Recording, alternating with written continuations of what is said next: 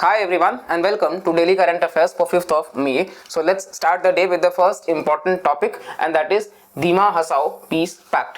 तो यहाँ पे आप देखोगे तो दीमासा नेशनल लिबरेशन आर्मी है जिसने एक साइन किया है पीस एग्रीमेंट आसाम के गवर्नमेंट के साथ में और सेंटर के साथ में। वैसे भी दीमा हसाओ जो ट्राइब है वो आपको आसाम में ही देखने को मिलेगा, तो प्रीलिम्स बेस्ड सवाल आ सकता है। नाउ ये एग्रीमेंट में क्या साइन हुआ है इसके कुछ पॉइंट्स देख लेते हैं। तो दीमासा नेशनल लिबरेशन आर्मी जो है वो एक इंसर्जेंट ग्रुप है, ठीक है, जो ज्यादातर आसाम के दीमा हसाओ डिस्ट्रिक्ट में देखने को आपको मिल जाएगा। इसके अलावा आप देखोगे तो इसका एस्टैब्लिश जो हुआ था वो अप्रैल 2019 में हुआ था, जो कि एक सॉवरेन टेरिटरी की मांग करते हैं दीमासा ट्राइबल्स, ठीक है। इसके साथ साथ आप देखोगे तो ये आर्म्ड इंसर्जेंसी भी लॉन्च करते हैं अपने गोल को अचीव करने के लिए।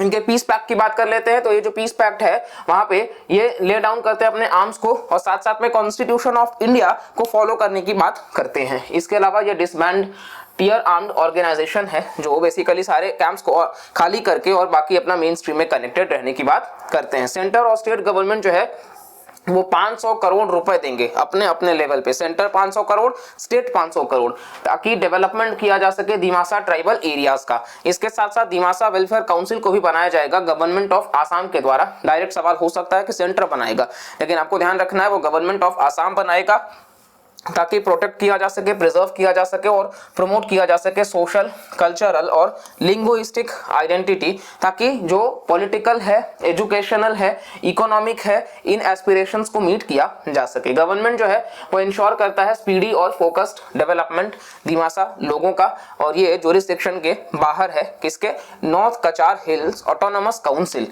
ठीक है। नेक्स्ट हम बात कर लेते हैं that is group of 7 G7 countries. तो इंक्लूजन हुआ है इंडिजिनस लोगों का रियलाइज करने के लिए सोशियो इकोनॉमिक डेवलपमेंट, जो सेंटर स्टेज में 22nd सेशन में कंडक्ट हुआ है यूएन के permanent forum on indigenous issues का।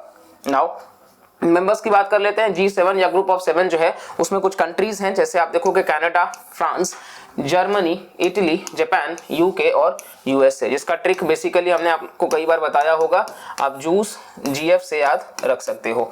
नेक्स्ट हम बात कर लेते हैं। तो G7 नेशंस जो है वो एनुअल समिट्स ऑर्गेनाइज करते हैं जिसको हर दफा मेंबर कंट्रीज के लीडर्स डिसाइड करते हैं रोटेशनल बेसिस पे। ये जो समिट है वो इनफॉर्मल गैदरिंग है जो 2 दिन तक चलता है। इसके अलावा आप देखोगे तो यहाँ पे member countries wide range of global issues को डिस्कस करते हैं। G7 के पास में अपना खुद का कोई फॉर्मल कॉन्स्टिट्यूशन नहीं है या फिर फिक्स्ड हेडक्वार्टर्स नहीं है, ये ध्यान रखिएगा, इसका कोई फिक्स्ड हेडक्वार्टर्स नहीं है। डिसीजंस जो लिए जाएंगे वो भी नॉन बाइंडिंग होंगे, तो ऐसा नहीं है कि ये बाइंडिंग डिसीजंस लेंगे, ये बेसिकली नॉन बाइंडिंग होंगे। नाउ बैकग्राउंड की बात कर लेते हैं। तो ये एक इंटर गवर्नमेंटल ऑर्गेनाइजेशन है जो फॉर्म किया गया था 1975 में टॉप इकोनॉमीज के द्वारा, जो बेसिकली एक इनफॉर्मल फोरम है डिस्कस करने के लिए वर्ल्ड इश्यूज को, ठीक है। साथ साथ आप देखोगे तो कनाडा ने ज्वाइन किया था इस ग्रुप को 1976 में, यूरोपियन यूनियन 1977। G7 को G8 भी पहले कहा जाता था क्योंकि रशिया जो था उसने ज्वाइन किया था इसको 1997 में, लेकिन जब रशिया को निकाल दिया गया G7 बन गया क्योंकि उसने यूक्रेन का क्रीमिया जो हुआ करता था उसका एनेक्सेशन कर लिया था 2014 में, और इसी के वजह से आप देखोगे तो रशिया को बाहर कर दिया गया और वापस से वो G8 G7 बन गया। नेक्स्ट हम बात कर लेते हैं फेमा का। तो ऑलरेडी हमने एक वीडियो अपलोड किया है वर्ल्ड अफेयर्स सेक्शन में, आप देखोगे तो वहां हमने दिखाया है किस तरीके से बायजूस जो है उसके ऊपर ईडी जो है एनफोर्समेंट डायरेक्टोरेट, तो उनका केस जो है वो 28,000 करोड़ का चल रहा है, जिसको लेकर के कहीं ना कहीं मतलब मिसमैनेजमेंट के जो है एलिगेशंस लगाए गए हैं। तो जिसने वीडियो नहीं देखा है आप जाकर के वीडियो चेकआउट करिएगा, क्या मैटर है वहां पर भी हमने डिटेल में डिस्कस किया इन पॉइंट्स को, तो आप इस वीडियो के बाद वहां पर भी जरूर चेकआउट करिएगा। Now ED carried out searches 3 premises के बायजूस के जो रविंद्रन है बेसिकली, वहां आप देखोगे तो ये जो प्रोविजंस है फॉरेन एक्सचेंज मैनेजमेंट एक्ट उसके तहत। नाउ फेमा की बात कर लेते हैं। तो पार्लियामेंट ने इनैक्ट किया है फॉरेन एक्सचेंज मैनेजमेंट एक्ट 1999 का, ताकि रिप्लेस किया जा सके 1973 वाले को। ये 2000 में आया था 1 जून को। इसके अलावा सेंट्रल गवर्नमेंट जो है वो एस्टैब्लिश कर रहा है डायरेक्टोरेट ऑफ एनफोर्समेंट, ताकि वो बाकी पर्पसेस के लिए सर्व कर सके। नेक्स्ट हम बात कर लेते हैं, इसको अमेंड किया गया है टाइम टू टाइम, और साथ साथ आप देखोगे तो ये एक्सटेंड करता है होल ऑफ इंडिया, मतलब पूरे भारत में, और अप्लाई करता है सभी ब्रांचेस पर, ऑफिसेस पर और एजेंसीज पर जो भारत के बाहर हैं, जिसको कंट्रोल एक भारतीय रेसिडेंट कर रहा है, ठीक है। और इसके साथ साथ जो भी आउटसाइड इंडिया कमिटेड भी है, यानी कि कहीं से भी अगर आपको फॉरेन फंडिंग मिलती है और आप एक इंडियन सिटीजन हो तो फिर वो इस एक्ट में कवर होना पड़ेगा। स्टैट्यूटरी पावर जो है वो एम्पावर करता है आरबीआई को as well as central government को कि वो फ्रेम कर सके और पास कर सके रेगुलेशंस और रूल्स टाइम टू टाइम। तो आरबीआई और सेंट्रल गवर्नमेंट के पास पावर है, तो आरबीआई भी है, ये याद रखिएगा। नेक्स्ट हम बात कर लेते हैं, ये जो एक्ट है वो लेजिस्लेटिव और रेगुलेटरी फ्रेमवर्क देता है, ठीक है, ताकि जो इनबाउंड और आउटबाउंड इन्वेस्टमेंट्स हो सके और इससे ट्रेड एंड बिजनेस अपॉर्चुनिटीज को बढ़ावा दिया जा सके। नेक्स्ट आप देखोगे तो ये करंट अकाउंट और कैपिटल अकाउंट जो है उस ट्रांजैक्शंस को भी देखता है, करंट इन द टर्म की शॉर्ट टर्म के लिए, कैपिटल इन द टर्म की लॉन्ग टर्म के लिए। आरबीआई जो है वो रेगुलेटरी बॉडी है और एक कंट्रोलिंग रोल भी दिखाता है इस फॉरेन एक्सचेंज में, और साथ साथ में provisions of enforcement, penalties, appeal, ये सब भी आपको देखने को मिल जाएगा।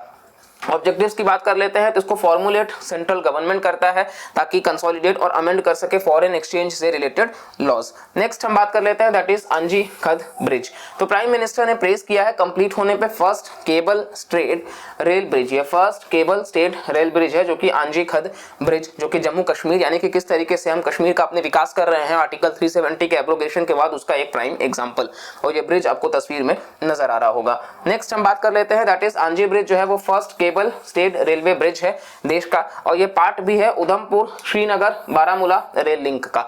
तो ये ध्यान रखिएगा कि कौन से प्रोजेक्ट का पार्ट है, तो Udhampur Srinagar Baramulla rail link project. Hindustan construction company जो है वो बिल्ड कर रहा है इस बिल्डिंग को, तो HCC याद रखिएगा। नेक्स्ट ये जो ब्रिज कंस्ट्रक्शन है वो डिवाइडेड है अलग अलग सेगमेंट्स में, जैसे कि कटरा उधमपुर सेगमेंट जम्मू, इसके अलावा क्वाजीगुंड बारामूला सेगमेंट और क्वाजीगुंड बनिहाल सेगमेंट। और ये कुछ 1315 मीटर का लॉन्ग ब्रिज है जो कि बेसिकली स्ट्रॉन्ग विंड्स तक झेल सकता है, 266 किलोमीटर प्रति घंटा का, साथ साथ अर्थक्वेक रेसिस्टेंट भी ये है। इसके अलावा हम बात कर लेते हैं तो हाइट वगैरह मेंशन है वो आपको नहीं पढ़ना पड़ेगा। नेक्स्ट आप देखोगे तो ये रियासी को कनेक्ट करता है कटरा के साथ में, ये वही रियासी है जहाँ जम्मू कश्मीर में लिथियम देखने को मिला है, व्हाइट गोल्ड। इसके अलावा रेल ब्रिज जो है वो सपोर्टेड है 96 केबल्स का जो कि स्लोवाकिया में है, और ये प्रोजेक्ट जो है वो इन्वॉल्व करता है world's highest railway bridge Chenab river. हमने देखा है कि वर्ल्ड्स हाईएस्ट रेलवे ब्रिज भी जम्मू कश्मीर में ही देखने को मिलेगा चेनाब रिवर पे। तो इस तरीके से आप देख सकते हो कि किस तरीके से यहाँ पे डेवलपमेंट किया जा रहा है। नेक्स्ट हम बात कर लेते हैं तो ये ब्रिज जो है वो फैसिलिटेट करेगा ट्रेन मूवमेंट तक का भी, जो 100 किलोमीटर पर आवर तक का जा सकता है। सेंसर्स कई सारे होंगे इस ब्रिज पे जो मॉनिटर कर रहे होंगे हेल्थ वगैरह की भी चीज़ों को। इसके अलावा आप देखोगे तो 40 kg तक का एक्सप्लोजिव्स भी जो है वो डिस्ट्रॉय नहीं कर सकता है इस ब्रिज का, ये अपने आप में बहुत ही ज़्यादा शक्तिशाली ब्रिज होगा। तो मतलब जो हमने देखा है कई सारे इंसिडेंट्स होते रहते हैं, तो उससे भी ये रेजिस्टेंट है, और ये लोकेटेड है यंग फोल्ड माउंटेन्स हिमालय का, तो जोग्राफिकली भी ये आप ध्यान रखिएगा। नेक्स्ट हम बात करते हैं दैट इज फैब्री डिजीज। तो lysosomal storage disorders support society जो है वो यूनियन मिनिस्ट्री के साथ काम कर रही है हेल्थ एंड फैमिली वेलफेयर के, ताकि वो फैब्री डिजीज पेशेंट्स के ट्रीटमेंट पे कुछ काम कर सके। तो ये फैब्री डिजीज ट्रीटमेंट क्या है, ये बेसिकली एक रेयर जेनेटिक डिसऑर्डर है जो कि पार्ट है लाइसोसोमल स्टोरेज डिजीज का, और ये होता है because of low level of an enzyme जिसको हम अल्फा गैलेक्टोसाइडेज ए कहते हैं, जो कि हमारे जीन्स के प्रॉब्लम से होता है। तो फैब्री डिजीज याद रखिएगा रेयर जेनेटिक डिसऑर्डर, और ये बेसिकली हमारे जीन्स की वजह से होता है।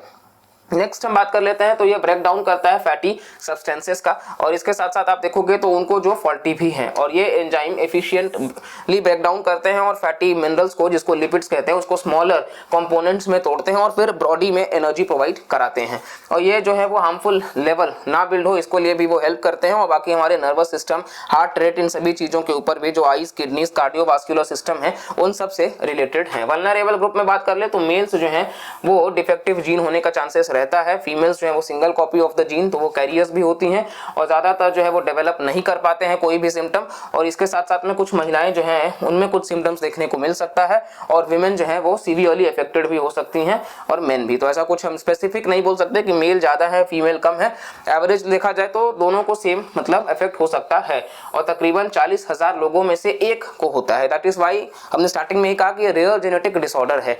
इसके अलावा आप देखोगे तो ये Fabry one of the rare diseases में है, जो group 3 clause A national policy for rare diseases जो भारत सरकार ने बनाया है 2021 में, उसमें भी कवर है। और फिलहाल इसका कोई क्योर नहीं है इस बीमारी का, और ये कंडीशन मतलब ट्रीटमेंट का यही है कि दवा वगैरह और बाकी चीज़ें जो करी जा सकती हैं। So this was all for today's current affairs. Video पसंद आए तो प्लीज़ लाइक करिएगा, चैनल को सब्सक्राइब करिएगा, और कमेंट करके भी ज़रूर अपना फीडबैक शेयर करिएगा। मिलते हैं नेक्स्ट वीडियो में, तब तक के लिए bye bye, take care and जय हिंद।